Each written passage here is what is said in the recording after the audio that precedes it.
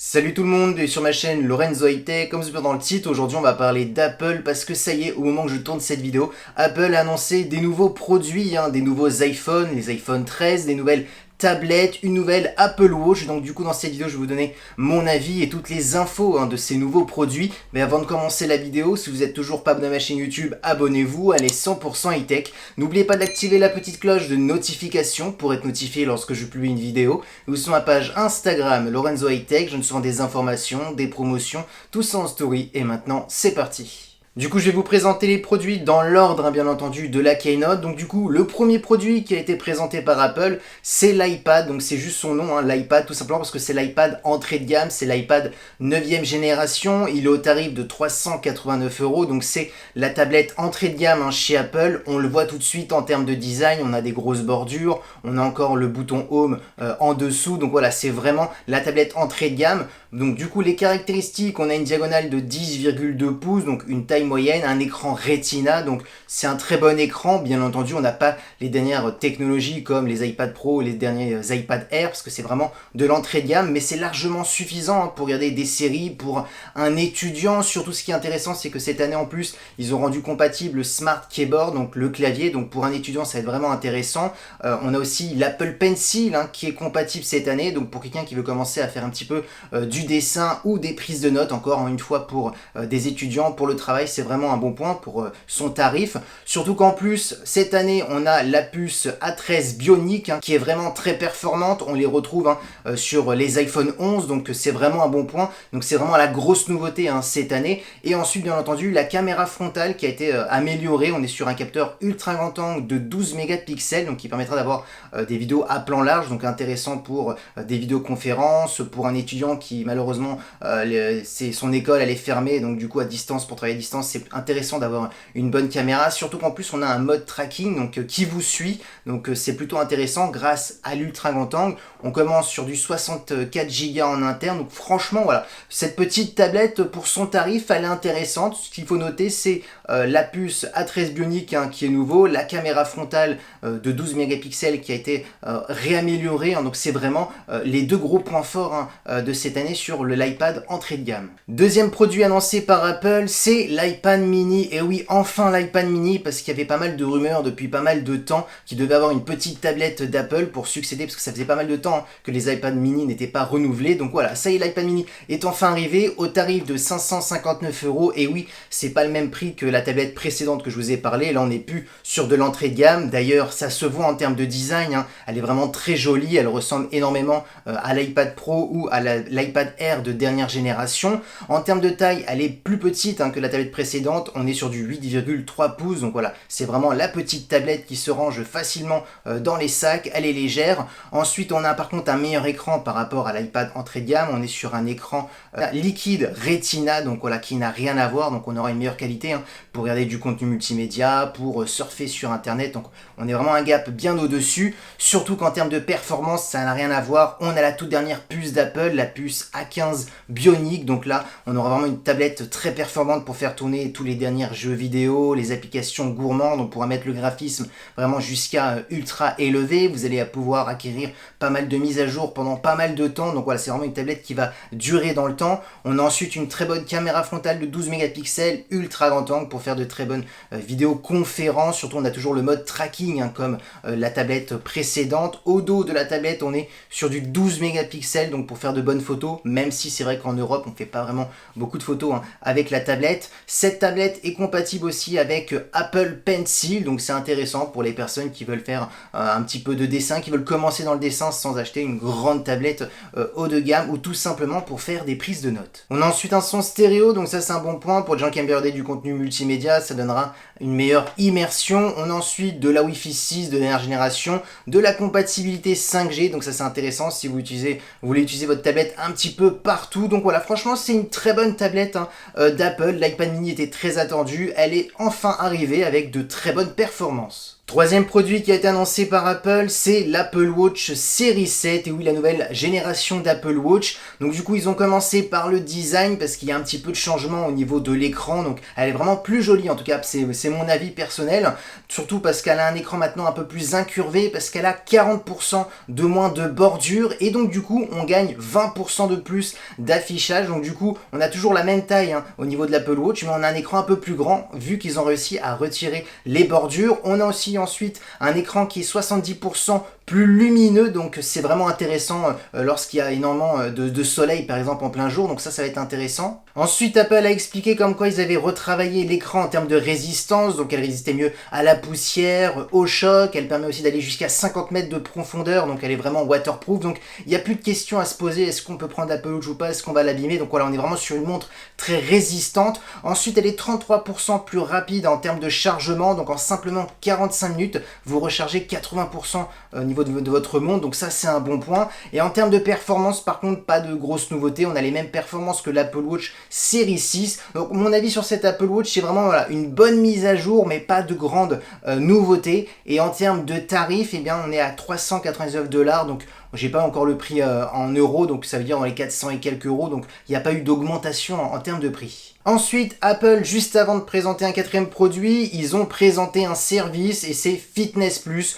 Pour les gens qui ne connaissent pas Fitness Plus, tout simplement c'est un service pour le sport, donc qui est disponible sur votre smartphone ou sur l'Apple TV. Vous suivez des coachs sportifs, vous faites du sport en même temps que les coachs sportifs en vidéo. Si vous avez une Apple Watch, ce qui est intéressant, c'est que vous avez votre rythme cardiaque en temps réel qui s'affiche sur l'Apple TV, les calories perdues, donc c'est vraiment un service qui va très très loin et qui n'était pas encore disponible en France. Ça y est, ça arrive en France, donc c'est la bonne nouvelle. Et ensuite, Apple a présenté les iPhone 13 et iPhone 13 mini, donc en termes de design, pas beaucoup de changements à part la face avant. On retrouve une encoche plus petite, 20% plus petite, donc c'est le bon point parce qu'on sait que c'est compliqué pour Apple de rétrécir l'encoche vu qu'il y a énormément de technologie pour la sécurité en 3D, pour faire des achats, dévoyer son smartphone. On n'est pas sur une simple encoche avec une simple caméra frontale comme qu'on peut retrouver sur pas mal de concurrents. C'est pour ça que les concurrents arrivent soit à faire tout disparaître, soit à mettre une petite gouttelette, donc c'est complètement différent. Donc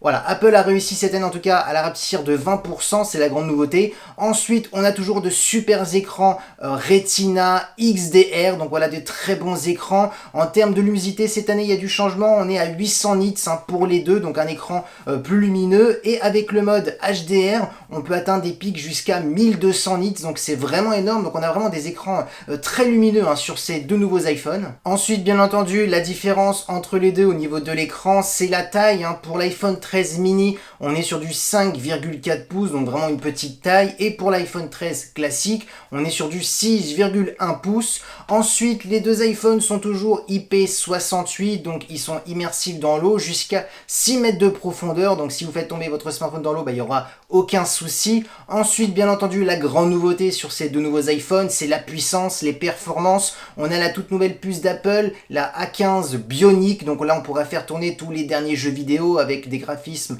vraiment très très élevés, les applications les plus gourmandes, tout fonctionnera sans aucun souci. On aura énormément de mises à jour pendant pas mal d'années vu qu'on a vraiment pas mal de performances. Ensuite, il y a la photo qui a un petit peu changé. Alors on est toujours sur deux capteurs grand angle, ultra grand angle de 12 mégapixels, mais bien entendu, ils ont amélioré les ouvertures pour capter plus de lumière et pour avoir de meilleures qualités photo, notamment pour faire des photos de nuit. Ensuite, concernant la vidéo, on filme toujours en 4K 60 images par seconde en HDR Dolby Vision, donc c'était la grande nouveauté qu'on avait l'année dernière. On retrouve toujours le Dolby Vision cette année. Et bien entendu, il y a un mode qui est nouveau maintenant sur ces nouveaux iPhones, c'est le mode cinématique qui permet en fin de compte de faire des vidéos effet bokeh. Donc le smartphone s'occupe de tout, en fin de compte il détecte les personnes dans les vidéos. Donc du coup, si vous êtes deux personnes par exemple dans la vidéo, il va mettre les personnes ultra net et l'arrière-plan il sera bokeh, donc c'est-à-dire flou. Donc c'est un petit peu une vidéo, un mode artistique pour les gens qui veulent créer des clips vidéo. Donc voilà, c'est plutôt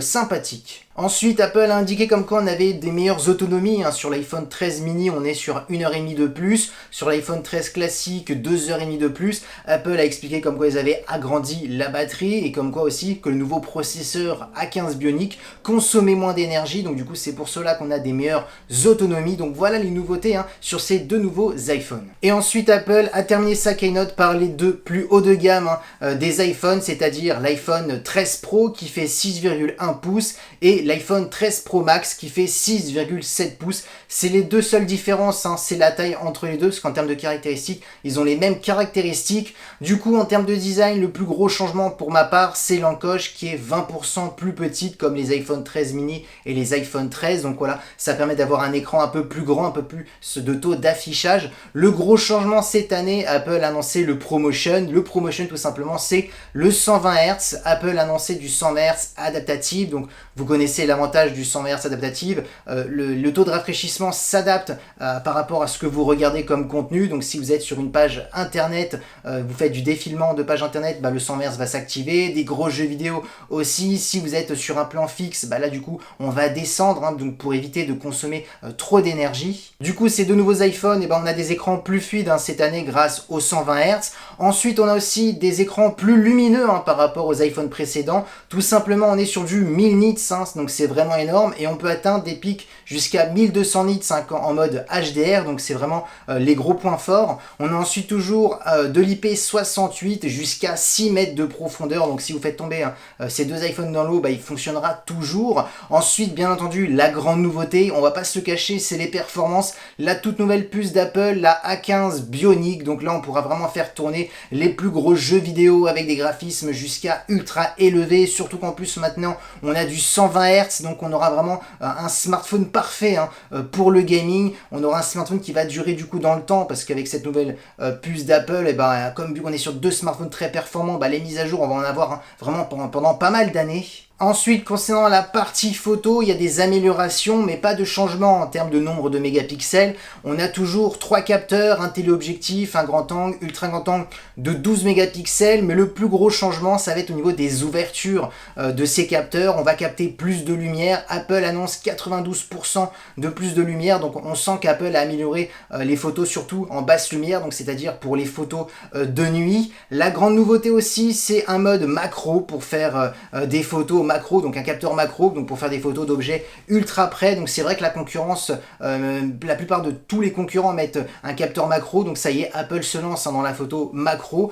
Concernant la vidéo, on filme toujours en 4K 60 images par seconde en HDR Dolby Vision. On a aussi, comme les iPhone 13 mini, iPhone 13, le mode cinématique, donc vous savez, pour faire des vidéos effet bokeh, donc ça se passe tout seul, donc la vidéo analyse les personnes, il vous met très très bien net, et l'arrière-plan il est flou, donc c'est vraiment pour faire des petits clips vidéo, c'est un mode artistique. Et aussi bien entendu, la grande nouveauté, c'est le téléobjectif qui permet maintenant d'avoir un zoom optique x3, ce qui n'était pas le cas l'année dernière. On était sur du zoom x2 et 2,5 pour la version Pro Max. Donc là cette année les deux ont un zoom téléobjectif de 3x, donc voilà, on avance un peu plus, mais on est quand même un petit peu encore à la traîne face aux concurrents. Et concernant la batterie, Apple annonce une meilleure autonomie grâce à la puce A15 Bionic qui consomme moins, mais ils ont pu aussi mettre des plus grosses batteries sur les versions Pro. On annonce 1h30 de plus pour l'iPhone 13 Pro et pour l'iPhone 13 Pro Max jusqu'à